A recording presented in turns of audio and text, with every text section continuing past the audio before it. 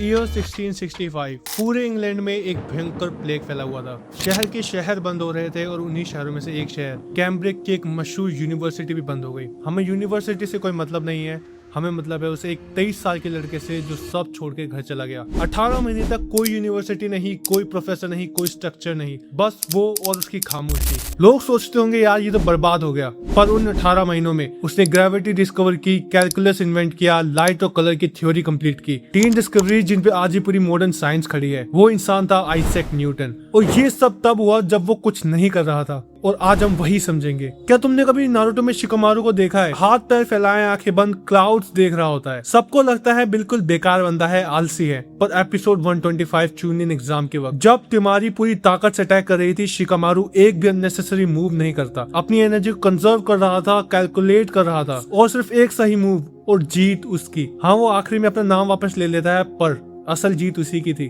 वो लेजी नहीं था, वो स्ट्रेटेजिकली स्टिल था। ये दोनों बिल्कुल अलग चीजें हैं। लेजी होने का मतलब है कुछ नहीं करना क्योंकि मोटिवेशन नहीं है। स्ट्रेटेजिकली स्टिल होने का मतलब है डेलिबरेटली रुकना ताकि सही वक्त पे सही चीज कर सको। न्यूटन ने यही किया, शिकोमारू ने भी यही किया, और दुनिया दोनों को लेजी समझती रही। हार्वर्ड बिजनेस रिव्यू की स्टडी के अकॉर्डिंग 1500 मैनेजर्स पर स्टडी की गई। उन 1500 मैनेजर्स में 50% ओवरलोडेड फील कर रहे थे, पर आउटपुट बिल्कुल नहीं बढ़ा। इससे हमें पता लगता है कि बिजनेस और प्रोडक्टिविटी सेम नहीं है। तो जीनियस अलग क्या करते हैं जिससे उनकी ग्रोथ इतनी जल्दी और इतनी बढ़िया होती है? ये जीनियस लोग ऐसा क्या अलग करते हैं जो हमें नहीं पता? चलो इसके अंदर चलते हैं। 3 मैकेनिज्म हैं जो जीनियस और एवरेज में फर्क बनाते हैं। पहला, न्यूरो एफिशिएंसी। 1988 में न्यूरो साइंटिस्ट रिचर्ड हेयर ने फाइंड किया इंटेलिजेंट लोगों का ब्रेन सेम प्रॉब्लम सॉल्व करने के लिए कम एनर्जी यूज करता है। जीनियस का प्रोसेसर ऑलरेडी इतना ऑप्टिमाइज्ड है, उसे स्ट्रगल ही फील नहीं होता, इसलिए वो चिल लगते हैं, अंदर से पीक एफिशिएंसी पर चल रहे होते हैं। ब्रूस ली का एक कोट है, I fear not the man who practiced 10,000 kicks once, but the man who practiced one kick 10,000 times. एक चीज इतनी डेप्थ से करो कि ब्रेन उसे ऑटोमेटिकली करने लगे। एफर्टलेस लगती है बाहर से, पर अंदर से वो हाईएस्ट ऑप्टिमाइजेशन होती है। दूसरा मैकेनिज्म है डिफॉल्ट मोड नेटवर्क। जब तुम ट्रूली कुछ नहीं करते, स्क्रीन नहीं देख रहे, एक्टिवली नहीं सोच रहे, तब ब्रेन बंद नहीं होता। ब्रेन का एक अलग पावरफुल हिस्सा एक्टिवेट होता है जो पास्ट एक्सपीरियंस को नए आइडिया से कनेक्ट करता है, जो वो सॉल्यूशन ढूंढता है जो कॉन्शियस माइंड कभी नहीं ढूंढ पाता। जब तुम कुछ नहीं कर रहे होते हो, तब सबकॉन्शियसली ब्रेन सबसे इंपॉर्टेंट काम कर रहा होता है। इसका सबसे बेस्ट एग्जांपल है अल्केमिडीज। अल्केमिडीज काफी टाइम से एक इम्पॉसिबल प्रॉब्लम पे स्टक था। लैब में कोई आंसर नहीं आया, एक्टिव थिंकिंग फेल हो गई, थक के बात लेने गया, कुछ सोचने की कोशिश ही नहीं की, और उसी सरेंडर में यूरेका ब्योयंस प्रिंसिपल डिस्कवर हो गई, बिल्कुल स्टिलनेस से। फोर्सिंग से आंसर नहीं आता, स्टिलनेस से आता है। तीसरा है कॉग्निटिव लोड और सिलेक्टिव एलिमिनेशन। सेनेका ने 2000 साल पहले कहा, it is not that we have little time but that we waste so much of it. वो ये नहीं कह रही कि टाइम कम है, वो ये कह रही है कि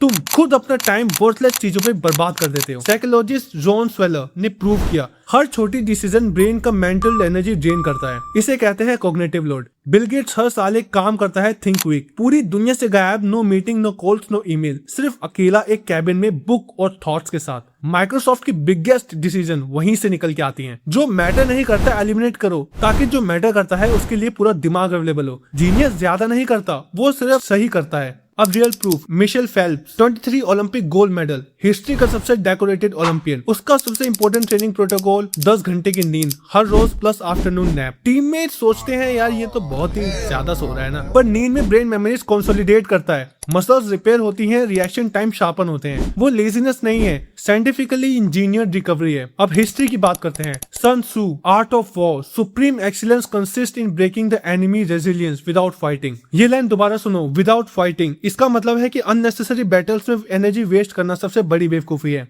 सही पोजीशन, सही वक्त, सही क्लैरिटी और पूरी ताकत लगाने की जरूरत ही नहीं पड़ेगी। शिकोमारू ने भी यही किया। एपिसोड 125 में एनर्जी कंजर्व करो, सही मोमेंट का वेट करो, फिर स्ट्राइक करो। अल्केमिडीज का तो हम ऑलरेडी जानते ही हैं। अल्केमिडीज ने कॉन्शियसली डिसाइड किया, अब कंट्रोल ही नहीं करूंगा, और उसी सरेंडर में आंसर आया। कभी कभी हार्डेस्ट प्रॉब्लम की सोल्यूशन छोड़ दो, कुछ देर के लिए इस वर्ड में ही निकल जाता है। अब तक 3 लोगों ने एक ही काम किया, नींद को वेट बनाया, अननेसेसरी बैटल्स को अवॉइड किया, सरेंडर में आंसर ढूंढा। तीनों ने एलिमिनेट किया जो मैटर नहीं करता था। आज आज के टाइम पे भी एक इंसान है जिसने यही फिलॉसफी अप्लाई की, बिल गेट्स। गेट्स ने कहा I choose a lazy person to do a hard job because a lazy person will find a easy way to do it. वो लेजीनेस की तारीफ नहीं कर रहा, एफिशिएंट थिंकिंग की तारीफ कर रहा है। जो पहले पूछता है क्या ये करना जरूरी भी है, वही जीनियस कहलाता है। जीनियस पहले एलिमिनेट करता है फिर एग्जीक्यूट करता है। अब इस वीडियो का सबसे अनकंफर्टेबल ट्रुथ, बिजीनेस एक साइकोलॉजिकल ट्रैप है। 2018 में साइकोलॉजिस्ट क्रिस्टोफर हेसे ने फाइंड किया कि लोग अपने आप को अननेसेसरी टास्क में पैक कर लेते हैं सिर्फ इंपॉर्टेंट दिखने के लिए, क्योंकि उन्हें होता है जजमेंट का डर। ये इतना ज्यादा पावरफुल है कि हम एक्चुअली प्रोडक्टिविटी सेक्रीफाइस कर देते हैं इसके लिए। तुमने कभी फील किया कि कुछ काम नहीं था तो सिर्फ फोन स्क्रॉल कर लिया क्योंकि खाली बैठना गिल्टी फील करा रहा था? यही ट्रैप है। जब कॉन्स्टेंटली बिजी रहते हो सबकॉन्शियसली ब्रेन कभी काम ही नहीं कर पाता। वो इंसाइट, वो क्रिएटिव कनेक्शन कभी आते ही नहीं क्योंकि तुमने उन्हें आने का वक्त ही नहीं दिया कभी। क्लैरिटी के लिए स्टिलनेस चाहिए और स्टिलनेस के लिए करेज चाहिए। न्यूटन के पास था करेज, इसलिए वो 18 महीने तक खाली बैठ पाया। शिकमारू के पास था करेज, जब सब एग्रेसिव थे वो स्टिल रहा। दोनों को लेजी समझा गया, दोनों ने दुनिया बदल दी। सवाल ये नहीं है कि तुम में जीनियस है या नहीं, सवाल ये है कि स्टिल रहने की हिम्मत है कि नहीं तुम्हारे पास। मियामोटो मुसाशी, जापान का ग्रेटेस्ट समुराई, 61 ड्यूअल 61 विक्ट्रीज, कभी नहीं हारा वो। उसने कहा thinking lightly of yourself and deeply of the world. Think lightly of yourself मतलब अपने ईगो को साइड पे रख दो, लोग क्या सोचेंगे सवाल मत उठाओ। Think deeply of the world, जो मैटर करता है प्रॉब्लम आइडिया क्राफ्ट, उसी में पूरी तरह से डूब जाओ। यही स्टिलनेस बिफोर एक्शन है। फाइट शुरू होने से पहले तुम डिसाइड कर लेती हो कि क्या मैटर करता है। न्यूटन के लिए 18 महीने, फेल्प्स के लिए 10 घंटे की नींद, गेट्स के लिए थिंक क्विक, अल्केमिडीज के लिए एक बात, शिकामारू के लिए आंखें बंद करके क्लाउड्स को देखना। सब में एक चीज कॉमन है, इन्होंने बिजी दिखने की कोशिश ही नहीं करी। एलिमिनेट किया जो मैटर नहीं करता और पूरा फोकस दिया जो मैटर करता है। जीनियस ज्यादा नहीं करता, वो सिर्फ उतना करता है जितना सही है। ये था न्यूरो निंजा का पहला ब्रेकडाउन। हम यहाँ एनिमे के थॉट्स, रियल मैकेनिज्म समझाते हैं क्योंकि हर ग्रेट एनिमे कैरेक्टर के अंदर एक रियल साइकोलॉजी छिपी होती है। अगर तुम्हें कुछ आज नया मिला तो सब्सक्राइब करके ही जाना और एक काम कर लो, आज से 1 घंटे के लिए फोन बंद करो, सिर्फ एक चीज पे फोकस करो जो एक्चुअली मैटर करती है। लेजी मत दिखने की कोशिश करो, एफिशिएंट बनो, तब तक दिमाग चलाते रहो।